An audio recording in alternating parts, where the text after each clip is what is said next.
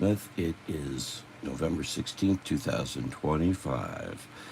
Um, trying to see, trying to get to my own page if I can. Um, just a moment. Two acquisitions from yesterday. Um,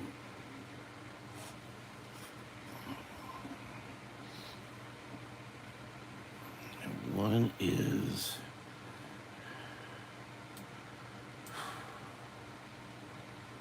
let's see, hold on a second. Let's get on. That's not such a good idea. All right. There a little bit. This is Tony Sarge's surprise book. I was in Dade City yesterday. Stopped at my friend's Lighthouse Books, and I met a friend I'm illustrating a book for, and I met them there at that bookstore 3 weeks ago, and I, for some reason, never took them back to the children's area, and I don't know why, but I didn't. So, while I was there, real quickly, I just ran back there, and I picked this up, because I liked. What I don't have here is where this was made. This is copyright 1941 BFJ. I don't know who BFJ is. I haven't had a chance to look at all this yet. But these are actually, can you see this? No, you can't. I have to move that over. This is actually a pocket. I think something was in this pocket at one time. It's no longer there. Or I guess, no, it's no longer there. Something was in there. However, so it is an as-is. But this is a wheel up here. And this is deep dish surprise pie. And if you turn this little doohickey, actually it's somewhat easier to do it over here. Oh, there's the answer. I was trying to see how much this was. I knew I saw as is what it says there. Ad is. Oh, no. Anyway. The cow jumped over the moon. Jack and the Beanstalk. By my Black Sheep. And there's a little poem down here. It goes along with it. It's very nice. I do not know where this is from. It doesn't have. I looked through it quickly. I didn't see British spelling, but it has a feeling that it was made in the UK. This is fuzz, if you will. Or, I forget, for 41 or so. This guy actually does this, so you can come up here and, whoa, there's it. See that? Look. It goes up the beanstalk, and there's a giant. Basically, what we later in the States here called a pop-up book. It's in English. I don't see British spelling. I don't see a publisher here in the U.S. 1941. I can't see that this was independently done. The little doggy here. Oh, can't see that. Little doggy.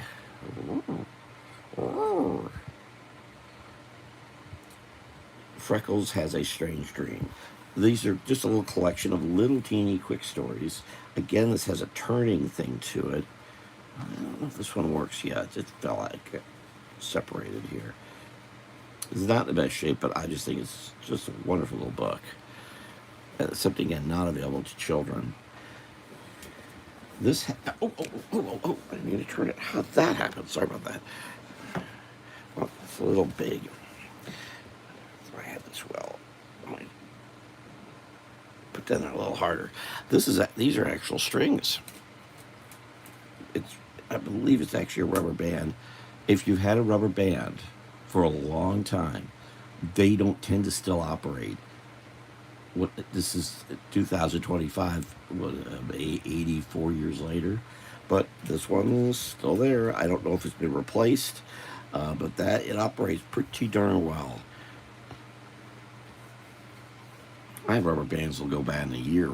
Then again, the rubber bands were probably superior in 1940, 41, 42, whatever. Very nice. I like the little. This, I don't know what this was, but there was something here. And it's about Little Jack Horner. Okay, there we go. Okay, there was something here and it came apart. The rubber band survived, but this didn't. And in fact, something gathered down here. That's not good.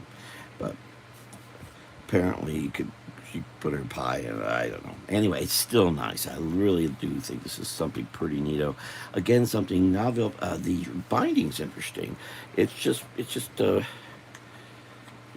three of these.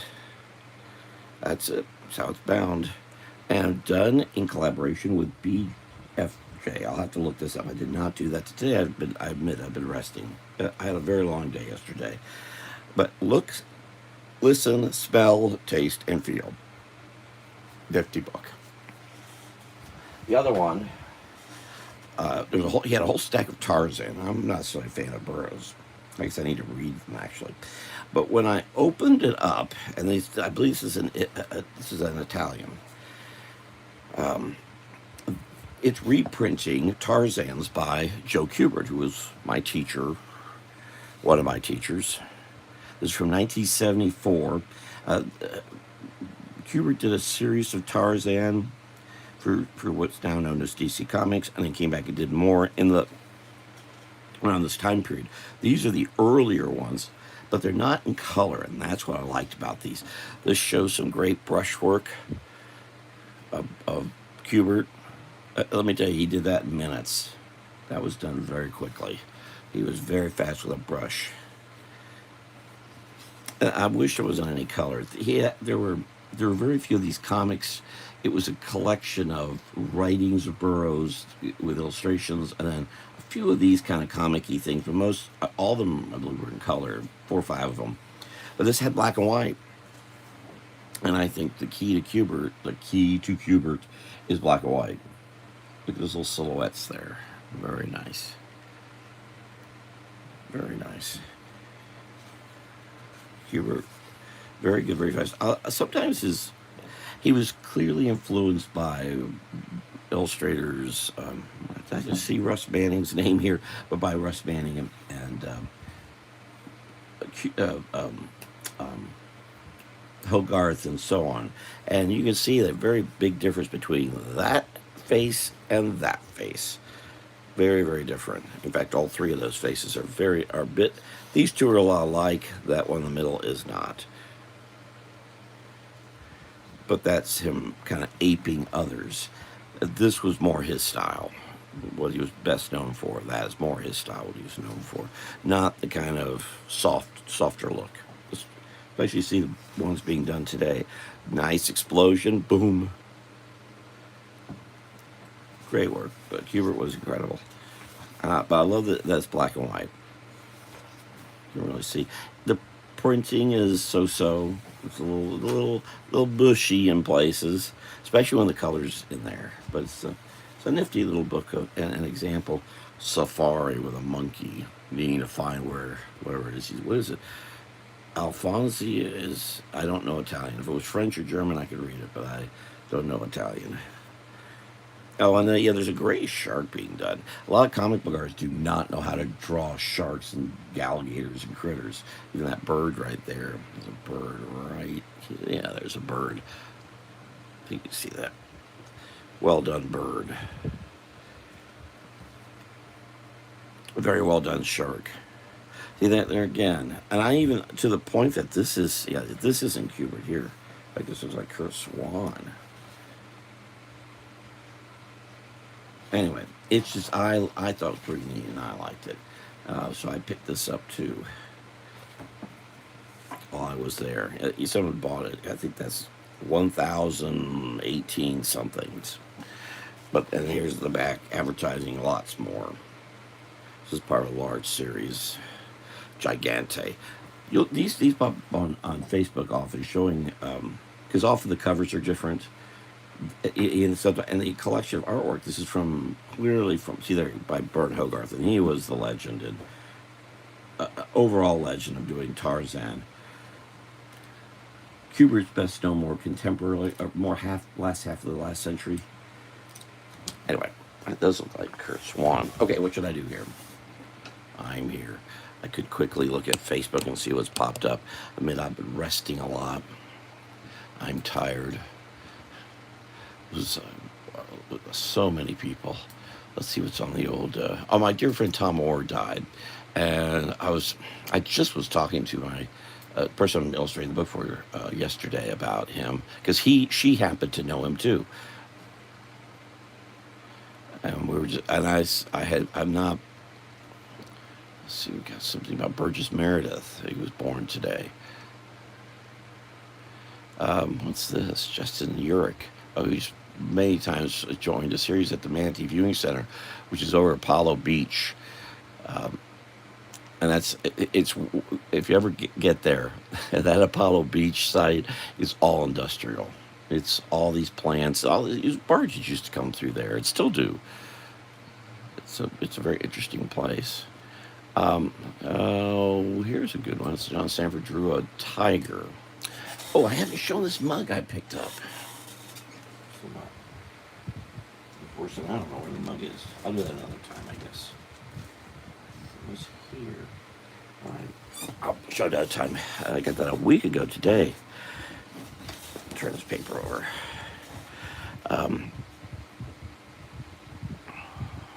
Almost got me thinking about a mug with the Exxon Tiger on it.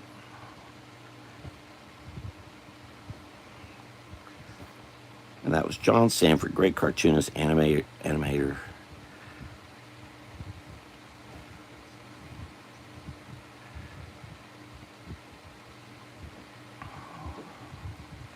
The lady I bought the mug from happened to be the same one who handled my uncle's memorial service in Bushnell. She was the bishop of the Methodist Church. She thought it was Tony the Tiger. I said, no, this is the Exxon Tiger, the great Bob Jones had done. Bob Jones is a huge fan of Bob Jones's work.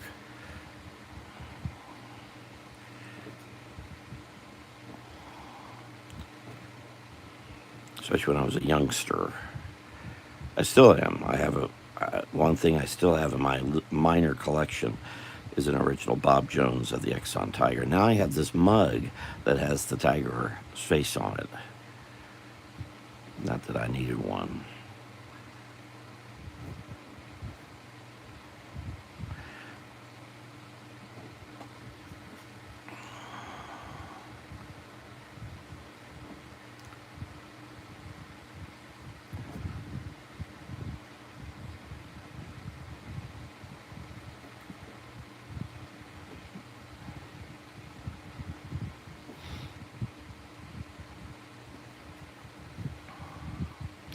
As I said, a friend of mine, Tom Orr, died. I only learned about it. I happened to see the post less than a half hour before it was posted, and he had died in September.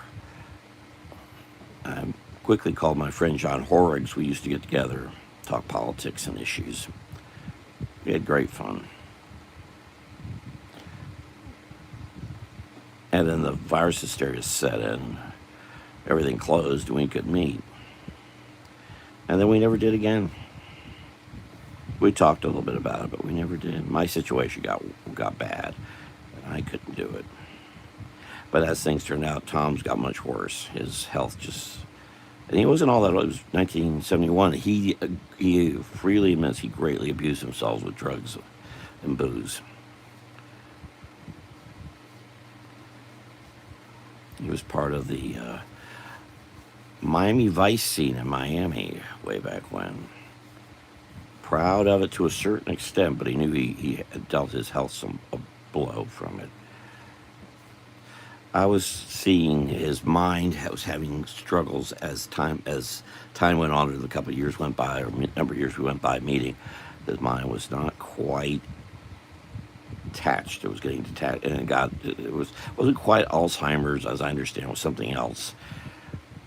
But the person who posted this today, I'm not clear. He was with his girlfriend, Pam, and someone else posted this thing. It was involving Jacksonville, so I don't know what's going on there. Probably won't know. Though I do know Tom has a bit of property here in Marion County.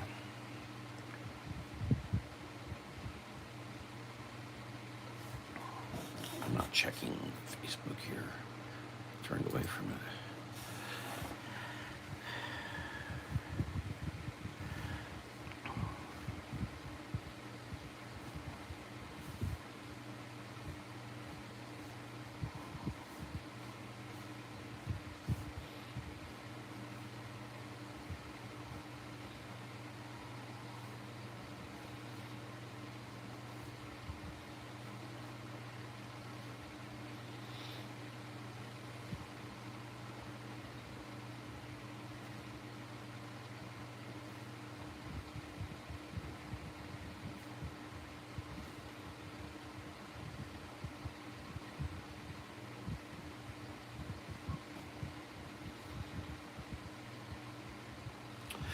was at a big gathering last night with a lot of people.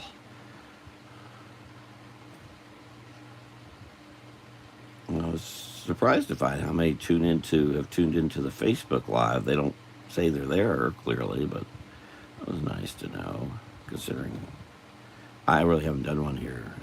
I think I did do one last week. I don't know if I'm doing one this Saturday or not. Coming.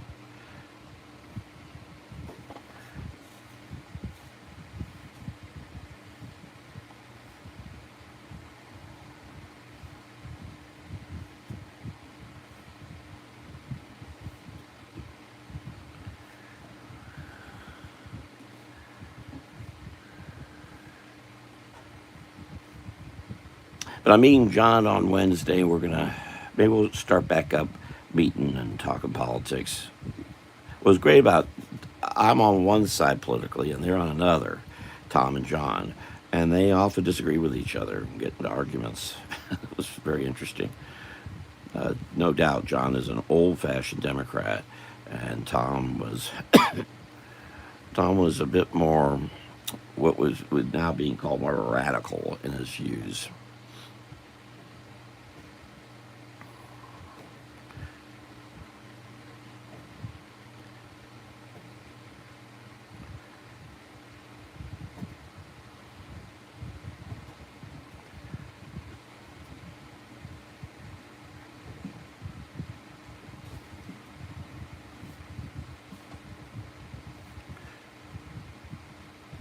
Tom was also less informed. He was not one to read the news. It was really Facebook or whatever social media to know what's going on.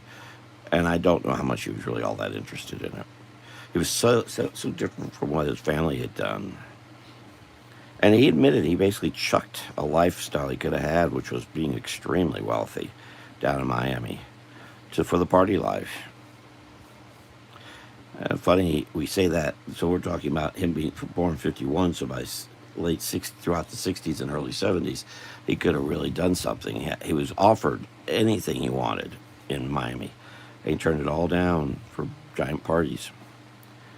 And his family helped build up so much of Miami-Dade and represent him in so many ways, but he chucked it all for booze and drugs.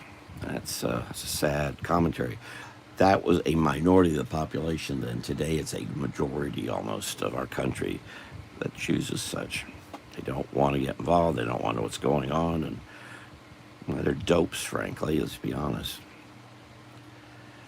But I found him at this event I was at last night, too. Well, that's for another time, I guess.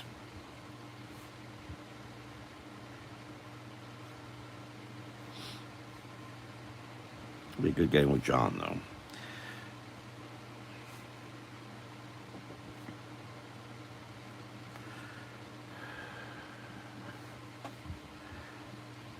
And we all should be doing that, getting together with folks we don't agree with, to find out how much we really do agree with them.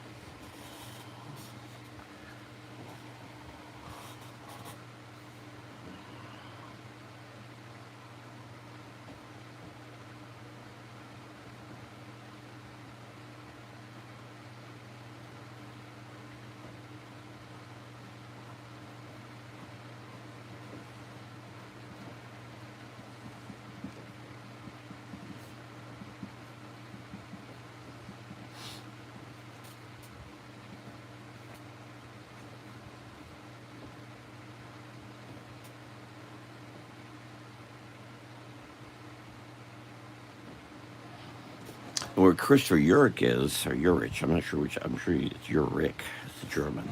But be that as it may, where he is at the Apollo site, I think, is one of the, not a good way of seeing Manatee.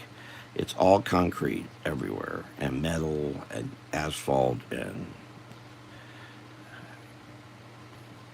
it's just not a great way to. One of the places I say is Homosassa Springs State Park, but frankly, you're in a concrete bunker underwater almost, and that's not necessarily the best either. But it is the best because you get more of a feel that you're there with them, which you definitely don't do at the Apollo Beach industrial site.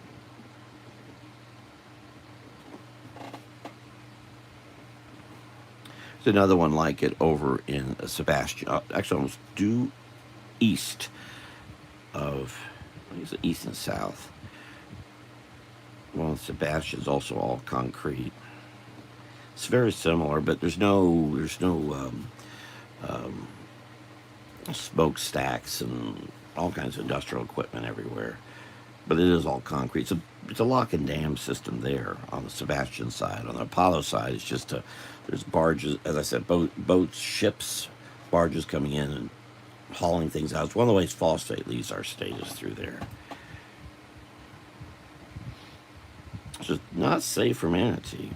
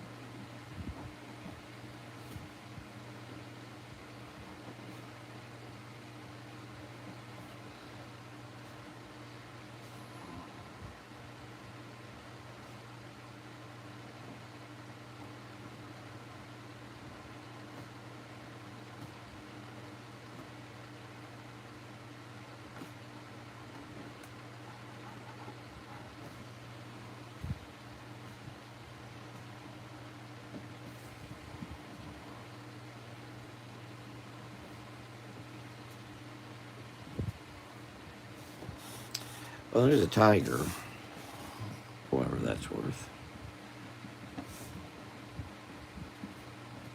No pencils, just I had no plans to do this at all. I am thinking of a tiger's body here as compared to human.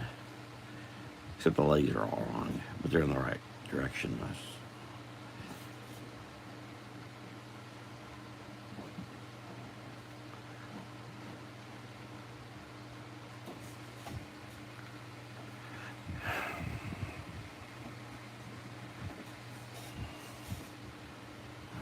Put that through there.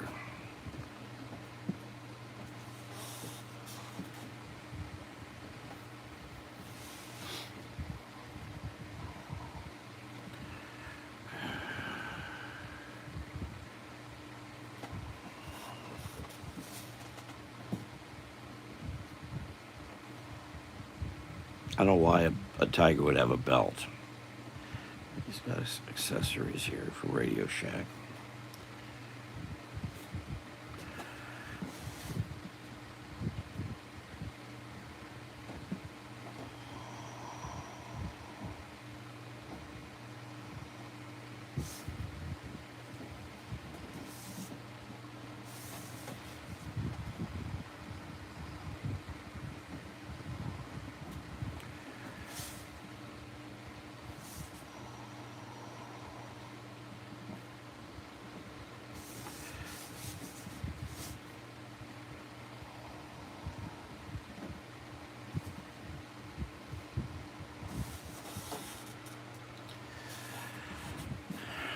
Well, just something silly to do.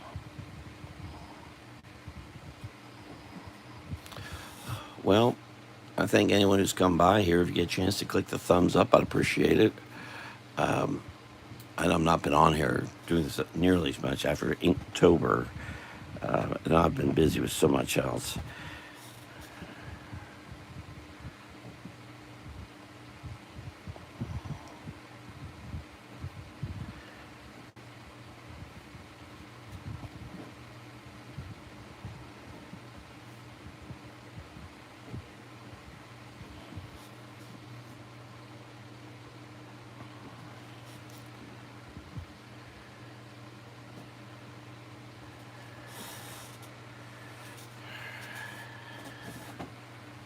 Yeah, it's a big foot for even a cat,